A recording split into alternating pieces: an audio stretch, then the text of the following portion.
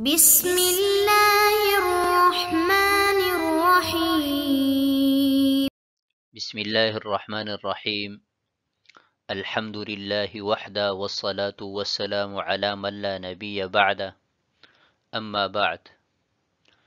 عزیز طلبہ، فقہ حنفی کی ایک عظیم الشان کتاب ہدایہ کی ابتدا کرنے جا رہے ہیں. ہدایہ فقہ حنفی کی ایک مضبوط بنیاد ہے، اور یہ کتاب اپنی جامعیت، انفرادیت اور اہمیت کے اعتبار سے اپنی مثال آپ ہے. یہ کتاب کل 4 اجزاء پر مشتمل ہے جو کہ بہت اہم ہے. خصوصاً جلد نمبر 3 انتہائی زیادہ اہمیت کی حامل ہے. تو آج ہم تیسری جلد شروع کریں گے، لیکن اصل کتاب شروع کرنے سے پہلے چند تمہیدی مباحث ہوں گی جو کتاب صاحب کتاب فقہ اور مقام فقہ پر مشتمل ہوں گی، اور پھر انشاءاللہ اصل کتاب شروع کریں گے. تو آج کا پہلا سبق صاحب ہدایہ کے مختصر تعارف پر مشتمل ہوگا، اور اس سبق میں انشاءاللہ ان 4 بنیادی نکات پر بات کریں گے، یعنی صاحب ہدایہ کا نام، تاریخ المیلاد یعنی تاریخ ولادت، تاریخ وفات، اور اسی طرح شیوخ اور تلامذہ، اور صاحب ہدایہ کا علمی اثاثہ، اور علماء نے ان کے بارے میں جو تعریفی اور توثیقی کلمات کہے ہیں. تو انشاءاللہ بالاختصار ان 4 نکات پر گفتگو کریں گے.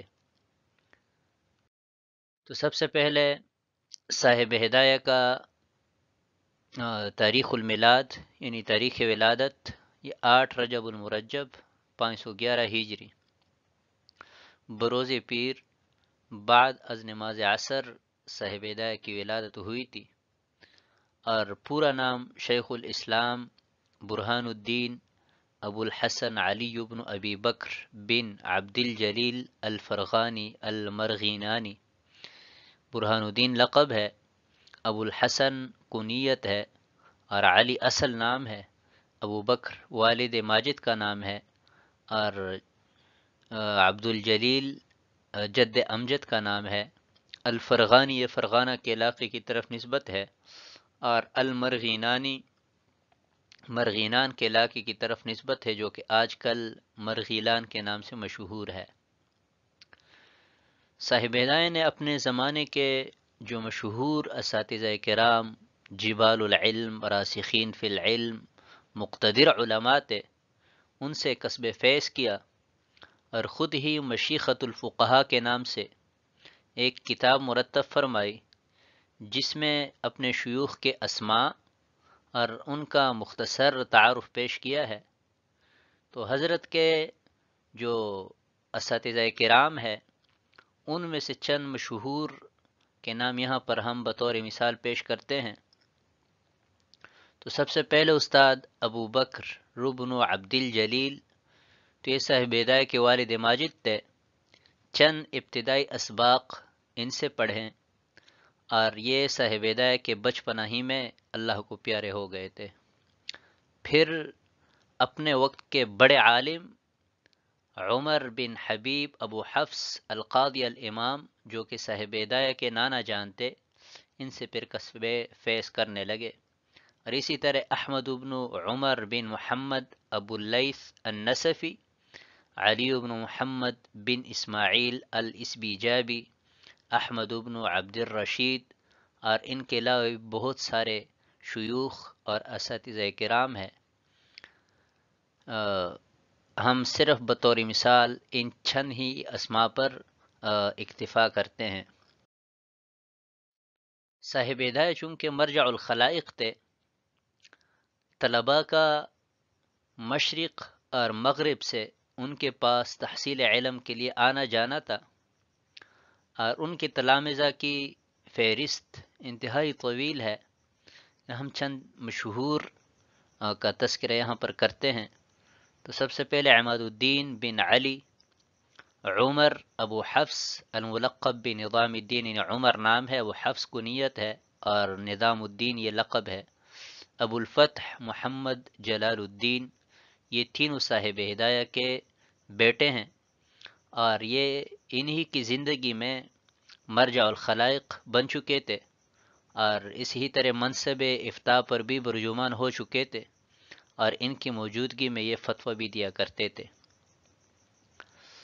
برہان الدین الزرنوجی رحمہ اللہ تعالی، جنہوں نے تعلیم المتعلم لکھی ہے، تو یہ بھی ان کے جلیل القدر تلامذہ میں سے ہیں، اور اسی طرح عمر بن محمود بن محمد القاضی، یہ بھی ایک مشہور نام ہے جو کہ ان کے تلامذہ میں سے ہیں۔ صاحب ہدایہ نے تشنگان علم کے لیے ایک عظیم الشان علمی اثاثہ چھوڑا ہے، جن میں سے ہم یہاں پر چند کا تذکرہ کرتے ہیں۔ تو کتاب الزیادات اور منتقل مرفوع التجنیس والمزید، یہ کتاب ایک ہی کتاب ہے۔ بعض حضرات یہ سمجھتے کہ التجنیس الگ کتاب ہے، والمزید یہ الگ کتاب ہے۔ یہ دونوں ایک ہی کتاب ہے جو طبع شدہ ہے اور ملتی ہے 2 جلدوں میں، انتہائی اہم اور خوبصورت کتاب ہے۔ عدت الناسک اور مختارات النوازل، اور ان کے علاوہ بھی بہت ساری کتابیں ہیں۔ صاحب ہدایہ کو اللہ تعالیٰ نے جو شان اور جو مرتبہ دیا ہے، ان کے جو ہم عصر علماء ہے انہوں نے بھی تسلیم کیا ہے، اور بہت سارے توثیقی اور تعریفی کلمات سے حضرت کو نوازا ہے، جیسے کہ امام قاضی خان رحمۃ اللہ علیہ اور ان کے علاوہ دیگر مشائخ، انہوں نے خوب تعریفی اور توثیقی کلمات صاحب ہدایہ کے بارے میں استعمال فرمائے ہیں۔ یہاں پر ہم چند جامع قسم کے تبصرے صاحب ہدایہ کے بارے میں نقل کرتے ہیں، جن سے صاحب ہدایہ کی شخصیت اور ان کا علمی مقام کھل کر سامنے آ جائے گا۔ ان میں سب سے پہلے الفوائد البہیہ فی تراجم الحنفیہ کے صفحہ 230، جو کہ دار ارقم سے چھپی انتہائی اہم کتاب ہے، ہر طالب علم کے مطالعہ میں یہ کتاب ہونی چاہیے۔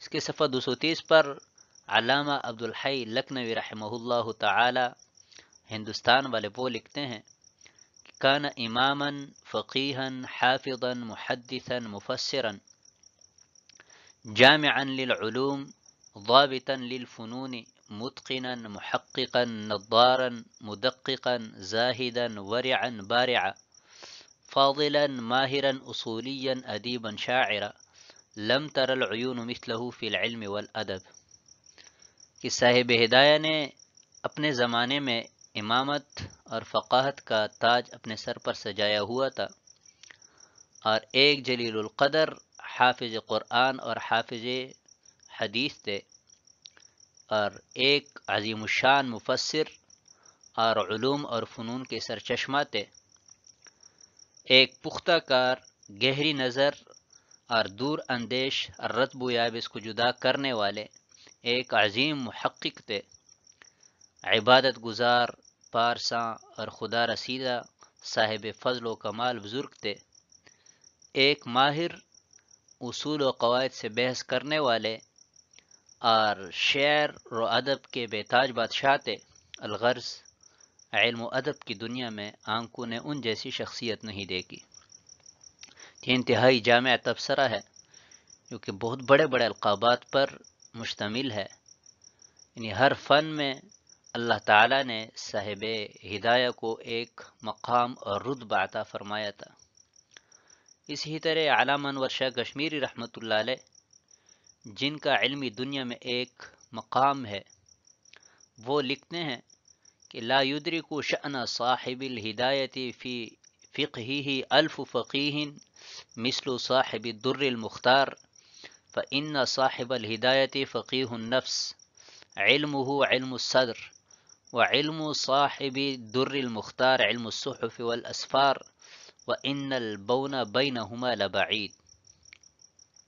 کہ صاحب ہدایت کو اللہ تعالیٰ نے فقہ میں جو مقام جو رتبہ عطا فرمایا ہے، تو صاحب در مختار جیسے ہزار فقہا بھی اس مقام تک اور شان تک نہیں پہنچ سکتے۔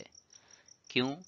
کہ صاحب ہدایت فقیہ النفس تھے، ان کا علم سینے کا علم تھا، اور صاحب در مختار کا علم اوراق اور کتب کا علم تھا، اور ان دونوں میں زمین اور آسمان کا فرق ہے، یعنی ان دونوں میں بہت بڑا فرق ہے۔ تو اس سے بھی صاحب ہدایت کا مقام اور رتبہ بالکل کھل کر سامنے آ رہا ہے۔